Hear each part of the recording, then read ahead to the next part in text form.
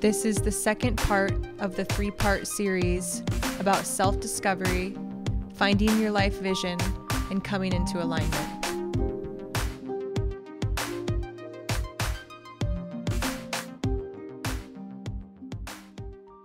The next thing that we wanted to talk about was, how do we create the space to actually see ourselves and grow into who we are apart from all the things we've just talked about? How do we really know what it is that desires to grow in us and then be given and expressed through us? What is our art? So for me, a few of the ways that I have gotten in touch with who I am at my core and gotten away from all the distractions that are out there so that I can hone in is, well, the first one is journaling. And journaling for me has been a part of my life for a very long time. Bailey has a wonderful big box of journals from a long way back. I think I got my first journal when I was like 10 or 11. Yeah, they maybe, are hilarious. Maybe younger. I probably got my first journal when I was like 8 or 9. But I really started journaling when I was probably 10 or 11. Okay. But I have all those journals from age 8 and up. And I had a hard time when I was younger expressing myself in words. And I feel like a journal was a really good place for me to turn to because there was no judgments from the journal. The journal was my safe place.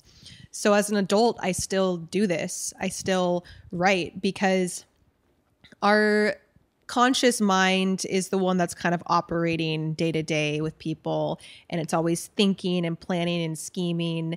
But our subconscious mind is actually doing a ton of invisible work. And if we don't program our subconscious mind or tap into our subconscious mind and see what's actually there, then we could be acting out of our subconscious mind without knowing it. Something will program it. Something's going to program it. So we should be the people that are programming it. And in order to know what your subconscious mind is doing beneath the surface, we have to tap into it. And so journaling for me has always been a way to see what I actually am feeling and what I actually believe about myself. And so I don't really have a formula for how I journal. I just do it.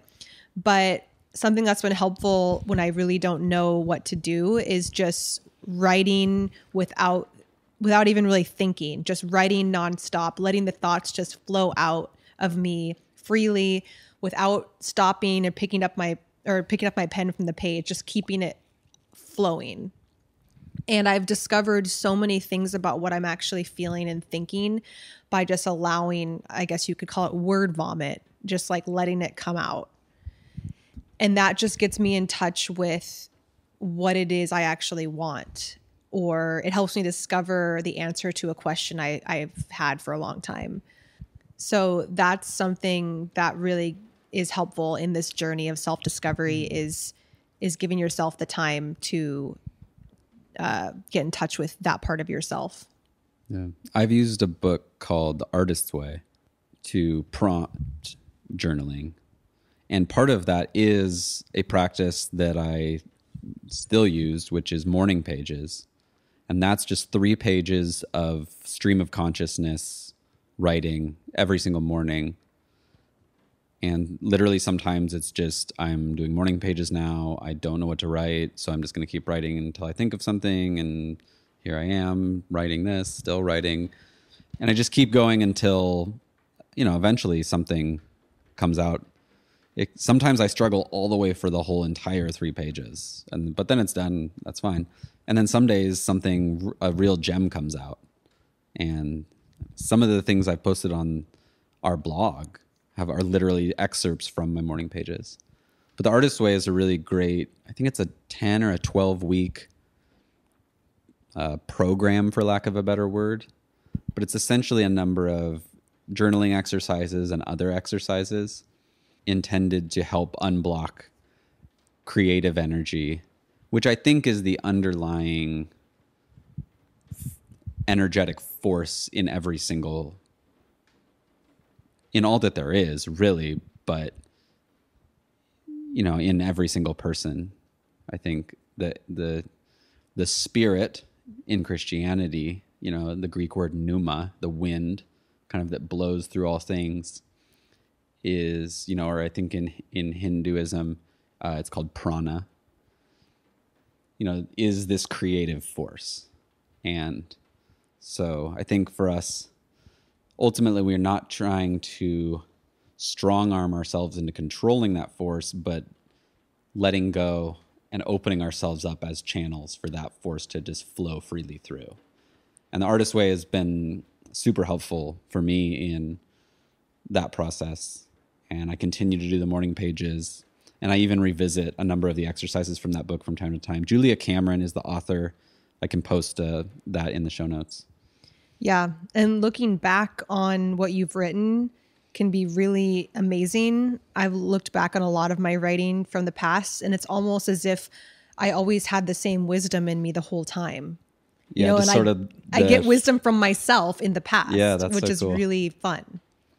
And it makes me feel like I've always been on my path. Like I've always desired the same things, and it helps me with my overall vision, and it helps me not be anxious. You can also kind of go back and identify those common threads and say, wow, okay, this thing has always motivated me, for years now, or I've always had, I've always tended toward these types of things. And it kind of is a personal history in a way. Mm-hmm. I have all my morning pages from our most recent trip to South Africa. It'd be interesting to go back and read those. Yeah. See what was going on in the old brain at that time.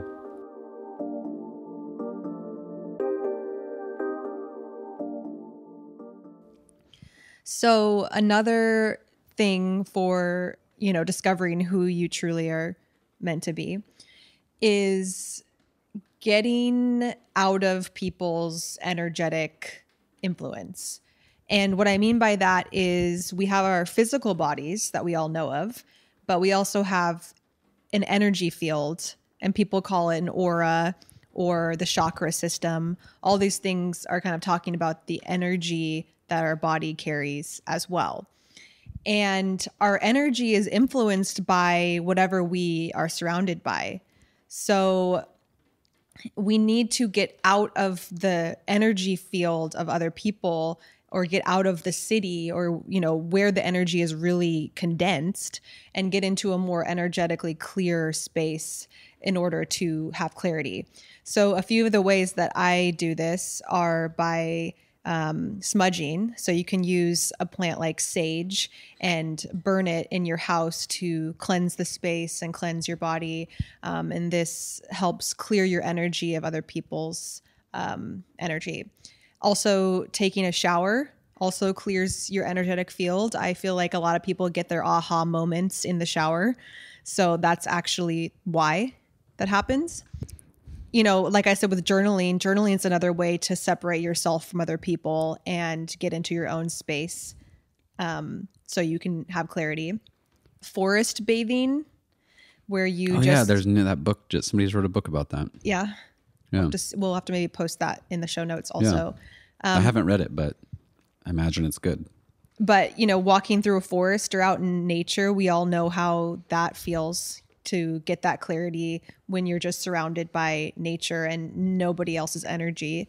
That's another really beautiful way to get clear. I joke sometimes about things that we don't need studies for. And I feel like if anyone's done a forest bathing study, just measure maybe brain waves, heart rate, different vital signs to see if being in the woods does calm you down. It's like, that's a study we didn't need to do. I mean, it's cool if someone wants to do it. No hard feelings. It can be interesting to see. But it's like, we already knew that. We knew that being in the woods is good. Is super nice. Yeah. Didn't need a scientist to tell us that one. Yeah. And another thing that we like to do is create different rituals to ground ourselves into our vision for our life. So a few different rituals besides burning sage are, we have this deck of cards that's an archetype card deck. And archetypes are basically, like, how would you explain archetypes? An archetype is a character within any mythology. So the archetype cards can be used. There's one way that they're intended to be used by their creator, Carolyn Myss. She created the deck of cards that we have. She has an awesome book called Sacred Contracts that goes along with the archetype cards, but we sometimes use them maybe similar to how tarot cards are used. Yeah, I think so. Where we sort of set an intention, or do you want to describe it? Yeah, we set an intention for like what kind of guidance we might need that week, or what, we just ask basically for what archetypes are going to be helpful to us in the coming weeks for this time of life, basically. So then we just sit down and we create a little ritual around it, burn some sage, and then we draw cards. And we decide usually how many cards we're going to draw. But this last week, we play pretty fast and loose with everything. The rules. Remember, there aren't any rules. So this week we drew some cards just even for the podcast, like how we want to... I know mine were... Visionary. The one I drew were Visionary, Alchemist, and Trickster. Those would have to be explained in more detail, but... And then we drew one card together for both of us, and that was Student. Yeah, Student was a really good card for us to draw together, because I feel like as we're making this podcast, I want to continue being a student of everything, and never think that I have it all figured out. And I already know that I don't. So, but it's a good reminder to continue learning and being a student of others. Yeah, so that was a cool What one. you just described is the essence of how we use the archetype cards. I think of them, and I think of astrology, any of the personality profiles. I think of them all in this similar way, or even horoscopes or tarot cards. This is one way I think of them. I wouldn't certainly limit them to this explanation, but it's a nice way to think of it, for me at least. It's sort of like a Mad Lib, and then it provides this structure, and there's inevitably gaps that my brain sort of just fills in. So the student, if I draw that card, I'm going to fill in that story of what that means to me, whereas for you, it probably means something a bit different. Yeah, they're just inspirations basically for us to draw from. Yeah, there's not really any bad ones that you can draw. So there's always a nice story or a nice narrative that accompanies them. And it just gives us a kind of a lattice or a framework where we can hang some of our ideas. Yeah. What are you looking for? I was looking for my book that I read every morning. Oh, The Book of Awakening. Yeah, so there's... By Mark Nepo. I also read this book every morning maybe. called The Book of Awakening. It's by Mark Nepo. And it says, having the life you want by being present to the life you have. So it's just kind of one of those books where there's like a daily reading. And that's similar to the archetype cards. It's just using something that can inspire you and empower you. In the brand of Christianity that we associated ourselves with, and I think this goes for a lot of people, it was highly encouraged to wake up early and do what we called devotionals back then, which usually involved some sort of prayer and reading and often journaling. So that's a habit that we both formed in our church-going years, and that we both have held on to and are actually super grateful for. Yeah, it's definitely a beautiful thing we got from that time of life. Yeah. When I worked at the coffee shop, I would go to work early, get all my work done so that I would have a little bit of time to sit and read before customers actually showed up. Yeah, it's was creating nice. that space. Because if we're constantly busy and constantly have our head and everything filled and time filled, then there's no time for reflection or ritual or even just full on silence and quiet and meditation. Yeah.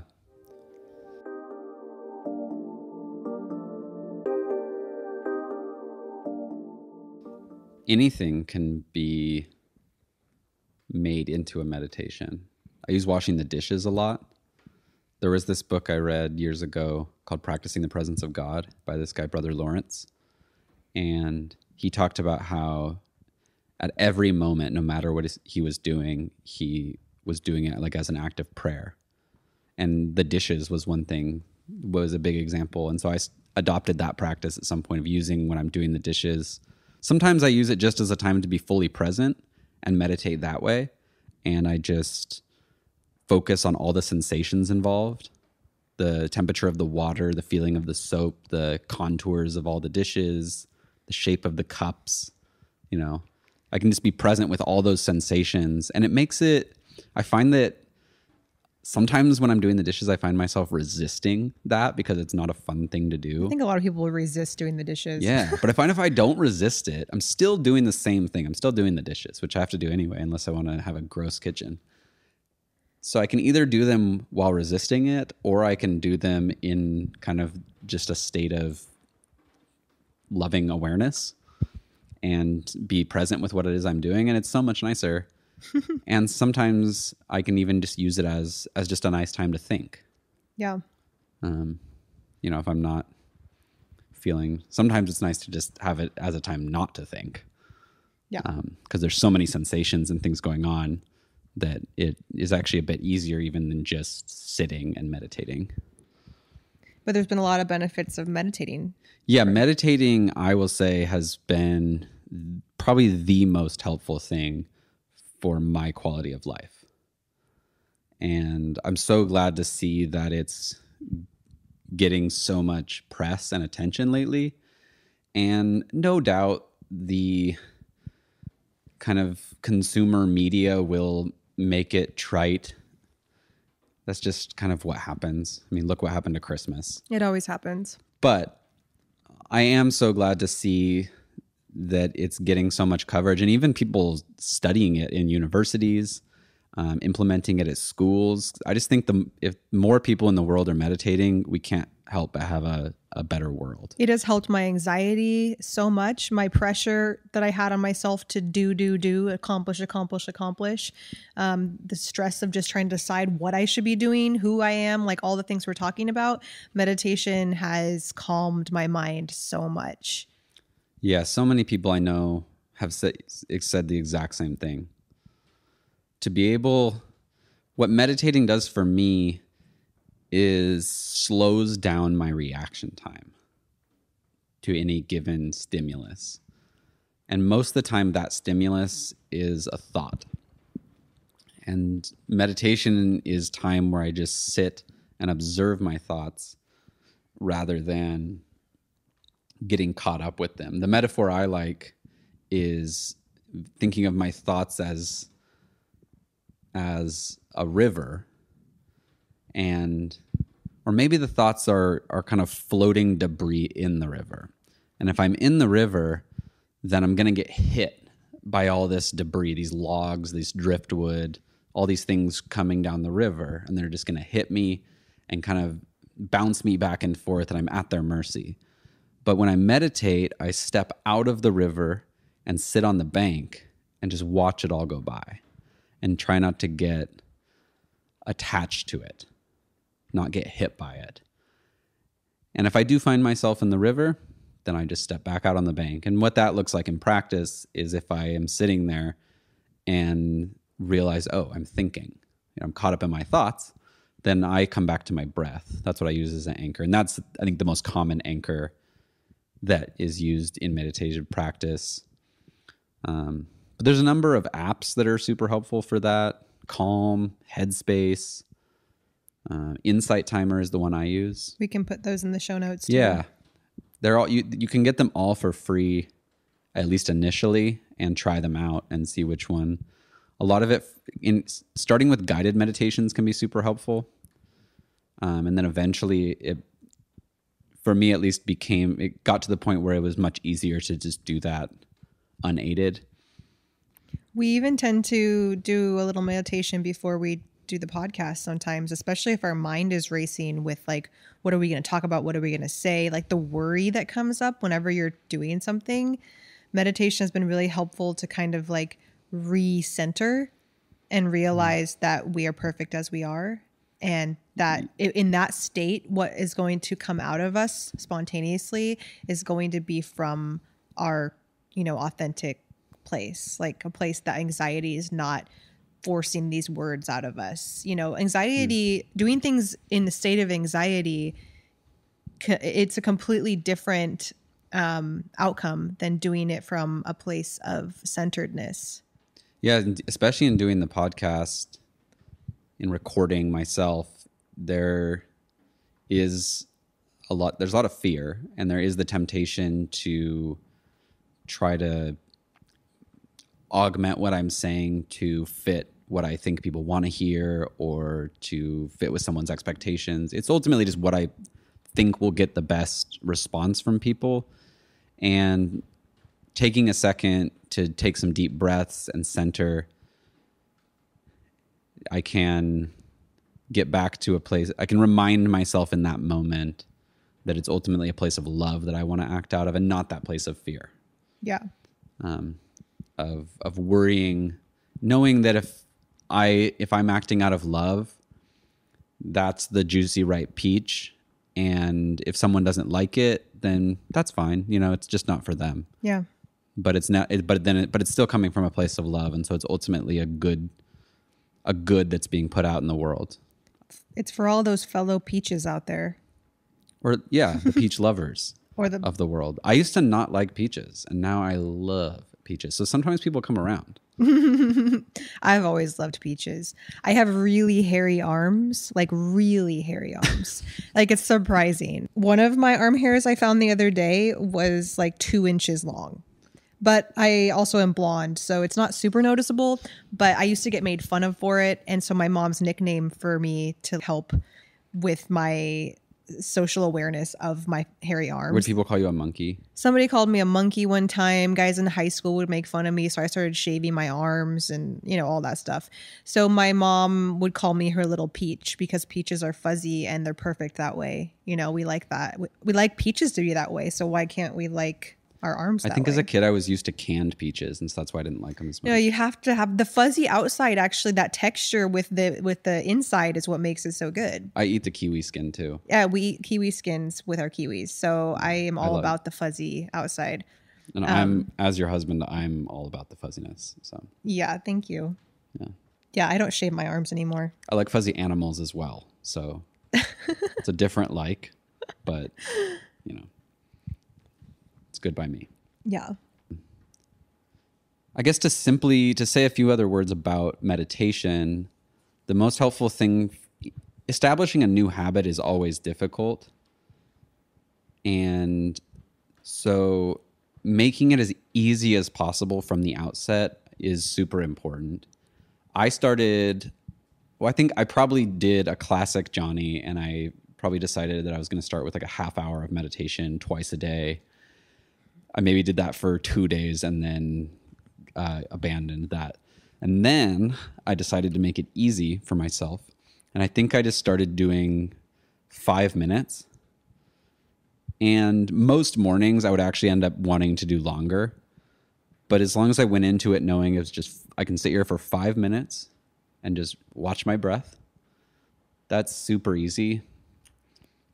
If somebody doesn't have 5 minutes available to just sit and breathe, then there's some major thinking. If you don't have 5 minutes, then you need an hour, we should say. But anyway, and I think I even encouraged one friend to start with 1 minute. Yeah. You could literally start with 5 breaths. I'm just going to sit each morning and I'm going to take 5 deep breaths. And if you start there, build that habit, then eventually you can expand it to 10 deep breaths, 5 minutes, 10 minutes, and then wherever you want. There's really, again, it's not, meditation helps to reinforce that there's really no competitive element to it. I find myself being far less competitive as a result of meditating. So Yeah, it totally calms you. And I find so many myself doing ways. little mini meditations throughout the day. All the time. Yeah. Just taking a couple deep breaths. It's so nice. It's a really wonderful tool. It feels like you have control over your life in a weird way. Like, not the kind of control we're usually going after, but a different kind of control. Do you know what I mean by that? I know exactly what you mean by that. It's like the ability to be calm in any storm, kind of, or something. To me, it's acknowledging that you don't have control. Yeah, that's true. In meditating, I realize my thoughts just come out of nowhere. They're super random. What I find myself thinking about often has no rhyme or reason. They're often not even thoughts that I often don't even agree with my own thoughts. Yeah. And so if I were to allow, and I have in my life been at a point where I was kind of at the mercy of my thoughts. And so when an angry thought came up, I'm angry and I'm going to respond in anger to whatever it is. You know, if a anxious thought comes up, then I'm anxious. If a happy thought comes up, then I'm happy. And it's sort of just hoping that the right thoughts come up. But in meditating, learning to just watch the thoughts go by and not identify with them, not to make them who I am, then now when an anger thought comes up, I can just sit with it for a brief moment, kind of see it for what it is, and then just let it pass. And I still feel some of the physical sensations of anger, and that's definitely not an overnight transformation that occurs, as you can probably attest to. Yeah. And for myself, same thing. Yeah.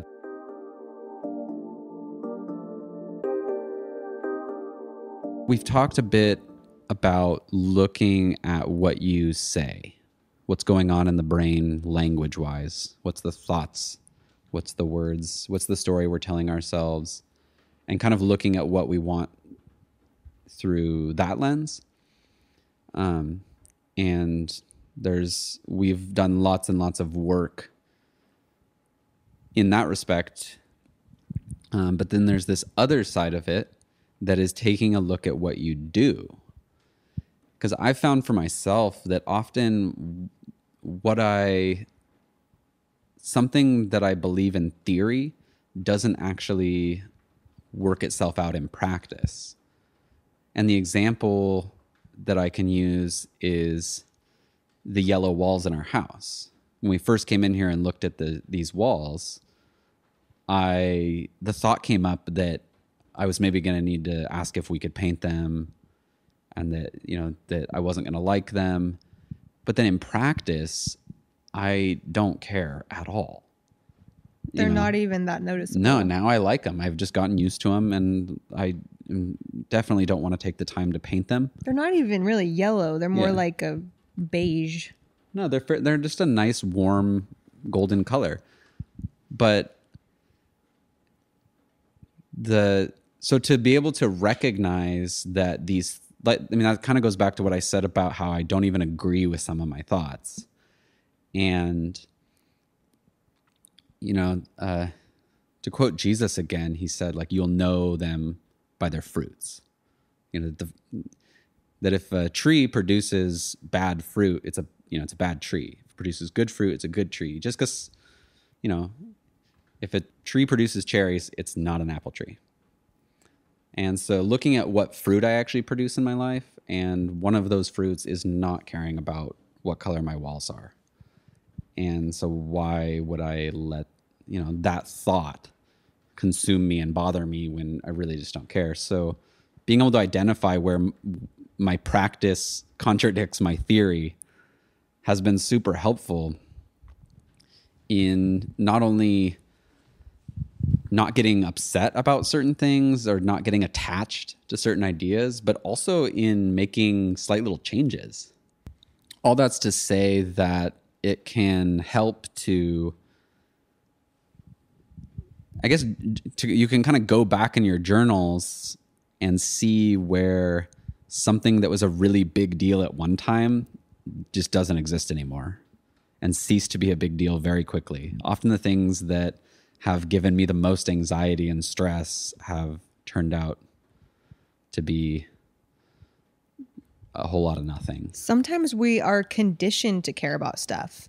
So I used to have a lot of anxiety about, I'm trying to think of an example, but just about certain things that I think other people had anxiety about, and I was taking in their anxiety in a way, like that I needed to care about things that I didn't actually care about.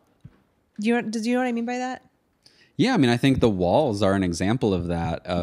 I don't know, maybe there was something in me that thought if I have yellow walls, then people are going to come over here and think something about, I don't know. Yeah, it's like, I think we think that I don't know where the thoughts come from again, like I said. I'm trying to think of an actual example of it, of something that I have cared about in the past that I all of a sudden realized was not even my own anxiety. It's just another form of conditioning, I think. We think that we have to have, when we're on social media and we see people's homes like so perfect or whatever it is, we can start to feel like we also have to care about that. And if we don't care about that, then we don't care about that, you know? Yeah, I mean, there are two routes that one could take in that. And one is to figure out how to change the habit from being a messy person to a hyper-organized, clean person. And the other tactic could also just be to accept that you're not a hyper-organized, clean person. And sometimes that's actually the nice way to go. Yeah. Depends on what it is. It does. And it clears space for you. So, you know, I'm that way on my computer. I'm the person who has my desktop just covered with stuff and like 100 tabs open in 7 different windows. And for some people that would stress them out. But for me, it's just like how I operate. And it doesn't really affect me negatively, as far as I can tell. And so to focus a bunch of energy on trying to be organized is just kind of a waste of my time. With your clothes in the closet, you have a tendency to just create a large pile of clothes on the floor. Always have. And my thought was, instead of trying to change Bailey and get her to be a person that puts away their clothes, like that's a lot of energy to try to put in. I mean, it's working against an existing energy flow that's already there. So the thought was, if we just get a box or a chest, a basket, or a basket of some sort that Bailey can throw all her clothes in, then they're away. They're kind of organized, but they're organized in the way that I like. There's some things I just don't want to spend time doing. It's not a natural thing for me. And so clearing out these assumptions that we have to live our lives in certain ways or care about certain things and actually get clear on what we actually care about and what we actually want to spend time doing. I read a really wonderful little thing today in Tim Ferriss's book, Tribe of Mentors. Naval Ravikant is responding to one of Tim's questions. And he talks about how desire is a contract we make with ourselves to be unhappy until we get what we want. And in basically looking at how desire can serve us rather than us serving our desires, his advice is to get rid of all the little desires and carefully choose one big desire. Because often all the little preferences we have can distract us from what we really are trying to do in the world and just frustrate us because there's only so much time and energy we have. And to try to have, I mean, part of, I think my codependent tendencies is a tendency toward perfectionism.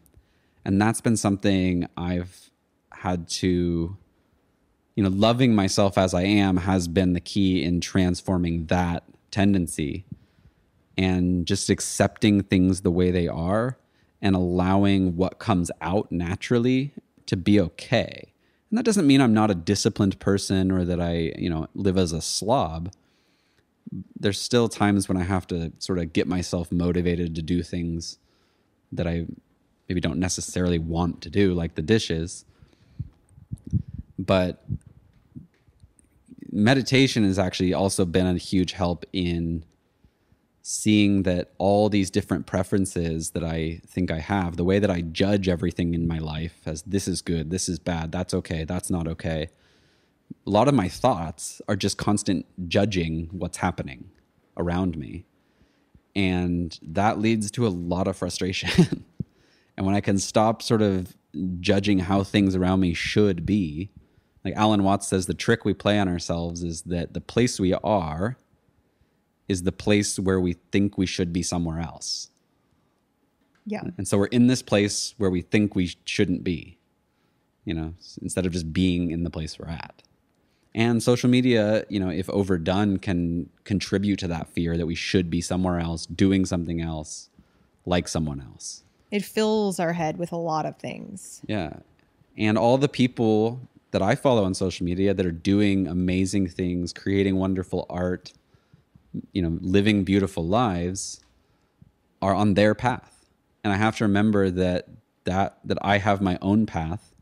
And though it might feel slow at times, though it might feel like it doesn't measure up, or, you know, that I should be somewhere else, I should be farther along,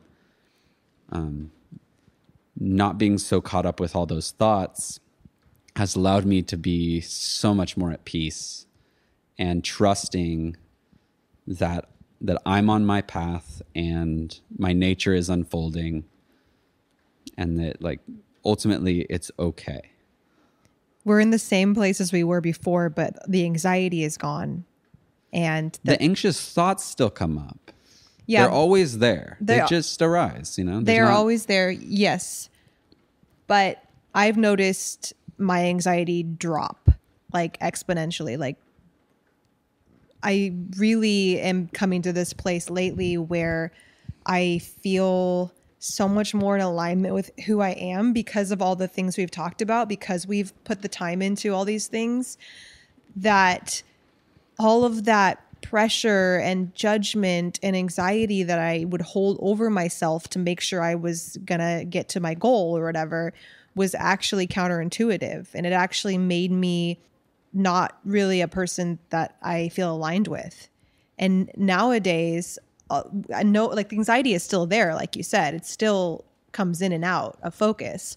But overall, I'm just feeling so much more grateful and so much more at peace with our life, because I know that the whipping and the pushing from behind isn't really what helps me get to my goals. Once I get to my goals using that tactic, I realize I don't actually like where I am. This goal actually might not be the one I wanted. And even if it is, I'm not able to show up in that goal in my most powerful, aligned self. I need to take the time to get into that place before I can reach a goal and feel like I'm aligned with it. I mean, what we want in life or who we are is not something I don't think that we can decide. I think it's something we discover. Yeah. Through our life, and by relaxing a bit and letting go, we allow that process to run its course, and we do so in that spirit of love. Well, I think a big issue is that our culture tends to put timelines on everything. We're like, oh no, I've got to be here before I'm 30, or I've got to be doing this before I'm this age. Like, there's so many timelines out there that we're trying to measure ourselves up against, and it's just unrealistic. And it's ultimately arbitrary. Yeah. There's so many different timelines out there that ultimately we're choosing one or a few of them to compare ourselves against. And so we're already making a choice as to what to compare ourselves to. And so that instead, you know, over time, you know, I think we can learn to make a different choice. And that's just to compare ourselves with ourselves, which is no comparison. Yeah. The goal is our own personal alignment, which is very unique to us. It's that stream of judging thoughts that constantly comes and goes.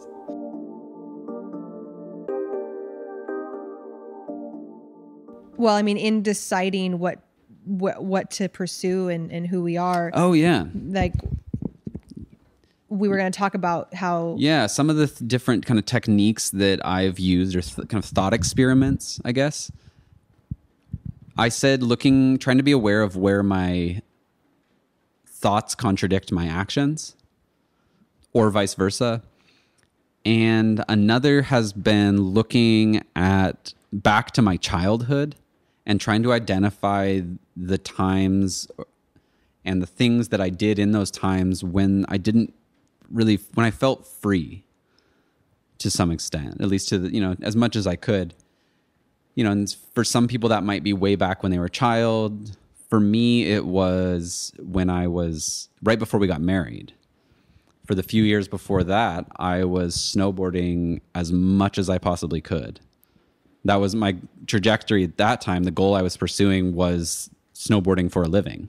I mean, you were sponsored at the time already by some companies. Yeah, things were going well. I was having an awesome time. Those are some of my best memories. I would work 4 months and the roofing rest, houses. Yeah, I did a lot of jobs that were not pleasant, but ultimately taught me a lot. And that's the point you made earlier, that the pursuit of one goal, even if we change and it isn't what we end up wanting, pursuing that goal is what leads us to discovering another goal. Mm-hmm. And follow your curiosities. Yeah, and don't be afraid to try. That's something I've learned from you big time. You're so good at just trying things without feeling like you have to commit to them completely. I just don't know if I'm going to like something or if it's in alignment with me until I put my feet in. And some people are like that, some people aren't. And I'm going to talk about that in a little bit. Yeah, I've taken way too much of an intellectual approach to it in the past and tried to do all the research and consider all the data and then decide what is it that I'm going to do. And there's no way I could consider all the data. It'd be impossible. And what lights you up, Yeah. And so looking back at what was I doing when I didn't feel like I should be doing anything particularly? And for me, that was snowboarding.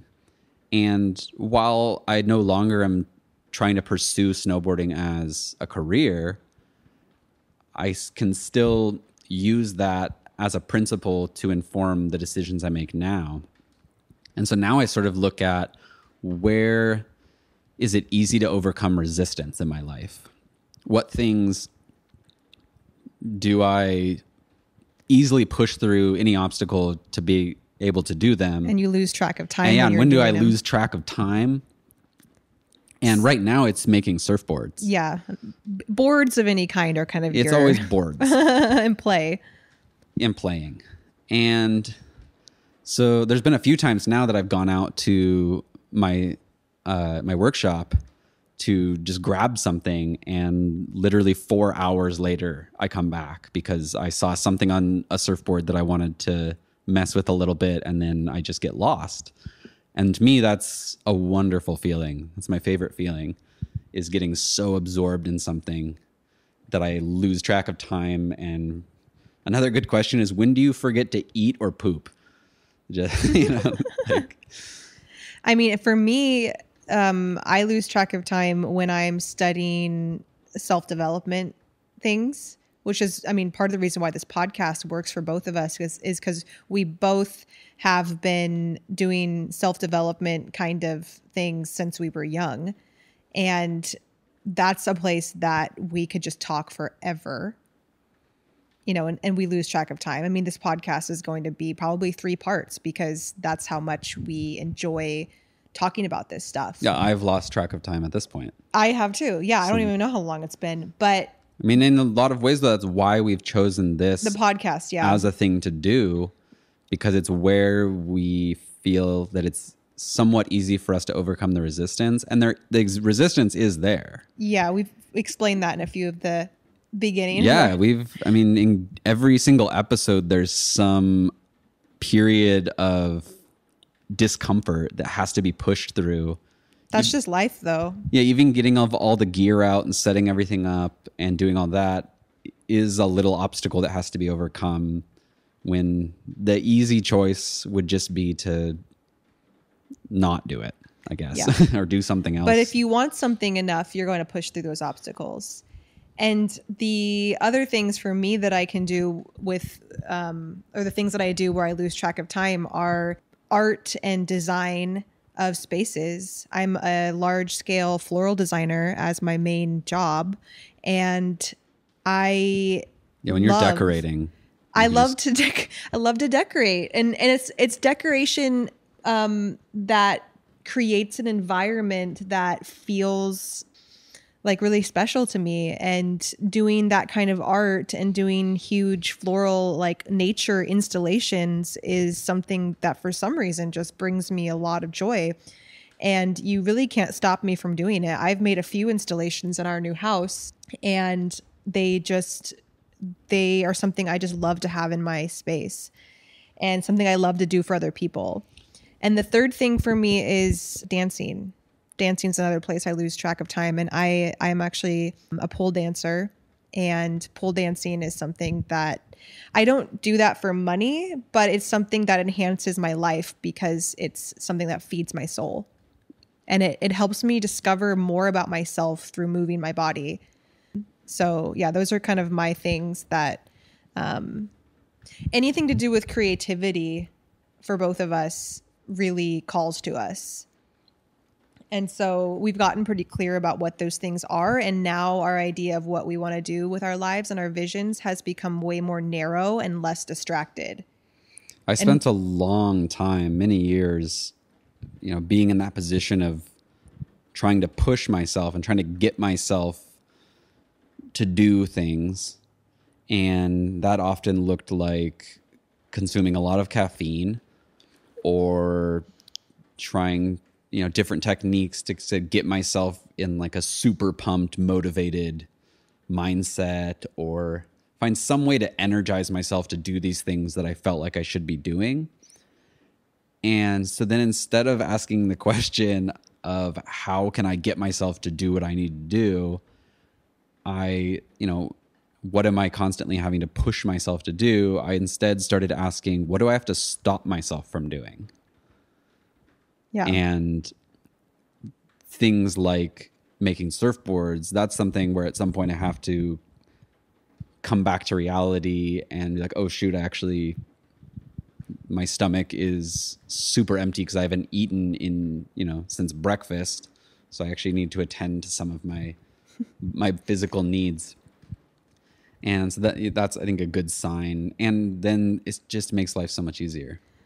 Well, and from a practical level, because finances are a piece of life, and a benefit of being in a partnership for us has been at times only one of us works a regular job or does something for money, and then the other person kind of pursues their passions. And so we've kind of traded back and forth throughout the last 10 years. Sometimes you're working a lot more than I am. Sometimes I'm working a lot more than you are, but it's given us time and space to pursue some of our passions. And of course, like, we have to keep our monthly expenses pretty low in order to only have one of us working sometimes. Our path has been one of pursuing a super cheap lifestyle so that we can have as much of our time free as possible. And that comes with a number of trade-offs. Yeah, we did some, as we explained, there were some trade-offs that maybe affected us negatively, but we've learned just to get creative about our lifestyle so that we do have the time to pursue these things. And for some people, having more financial security or having a more expensive lifestyle is going to be the thing, is going to be what they want. And, that's okay. And the point is to identify what is a want that is, born out of your own loving soul, and what is a want or a desire that has been imposed upon you by someone else, or by the world in general, or culture, or whatever it is. So that could be a good segue into what tools have we used to discover who we really truly are? Like, what is our unique soul imprint, and how do we go about? Or another tool. We've been talking about tools we've used, but this is another tool.